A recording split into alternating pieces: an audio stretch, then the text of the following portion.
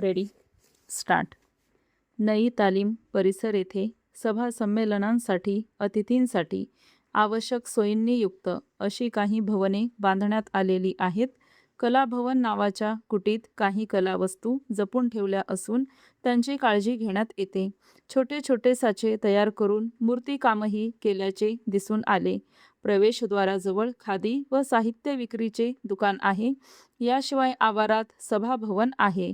गोशालाही दिसून आली. परिसराच्या एका अंगास विभिन्न प्रकारच्या संडासांचे नमुने ठेवले आहेत. ग्रामीण जनतेला परवडतील अशा सोयीस्कर स्वच्छतेचा प्रश्न सोडविणाऱ्या संडासाचे नमुने असून आज त्यांचा प्रसार नाही. गैरसोयीच्या, खूप पाणी लागणाऱ्या पाश्चिमात्य पद्धतींच्या संडासांचा अंधानुकरणातून प्रसार वाढत आहे. विकसित लोकांप्रमाणे शौचास बसल्याशिवाय कदाचित आम्ही सभ्य विकसित होत नसू.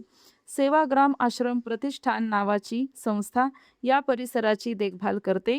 गांधीजींच्या स्नुषा रामदास गांधींच्या पत्नी श्रीमती निर्मलाबेन गांधी जातीने देखभाल करतात. निर्मलाबेन बाहेरगावी गेल्याने त्यांची आमची भेट होऊ शकली नाही.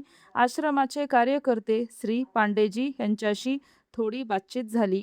आपलाच आश्रम असल्याचे वाटून मनमोकळेपणाने सर्व परिसर न्याहाळून घेतला. तेथील एक कार्यकर्ती महिला हिच्याशी ओळख करून घेतली. त्या आपल्या कामात वेळापत्रकाप्रमाणे तल्लीन दिसून आल्या. साहित्य विक्रीचा स्टॉल बंद झाल्यामुळे पाहण्यास मिळाला नाही. गांधीजींची दृष्टी किती व्यापक, सर्वसमावेशक व मूलगामी होती याची प्रचिती हा आश्रम देतो. क्षुल्लक वाटणाऱ्या गोष्टींमधूनही त्यांच्या जीवनदृष्टीचा प्रत्यय येतो. जेवणखोलीत आवश्यक सूचनांचा फलक आहे. कुटीमध्ये अर्थगर्भित सुभाषिते लावलेली आहेत. सर्वच रचनेत परिसरातील स्वस्त सुलभ सामुग्रीचा अत्यंत चोखपणे, जागरूकपणे वापर करण्यात आला आहे.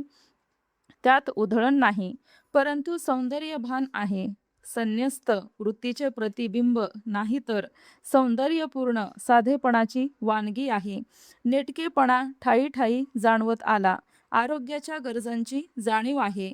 राजघाट दिल्ली येथील गांधी संग्रहालयाच्या भव्यतेचा प्रत्यय येतो. इथे साधेपणातील सौंदर्याचा, लघुतेतील विश्वात्मकतेचा, जीवनाभिमुख पावित्र्याचा प्रत्यय आला. कुटीची जमीनही मातीची. गांधीजींनी आपली बैठक खाली बसूनच केली. खाली बसूनच ते काम करीत. भेटायला येणारे समोर चटईवर बसत.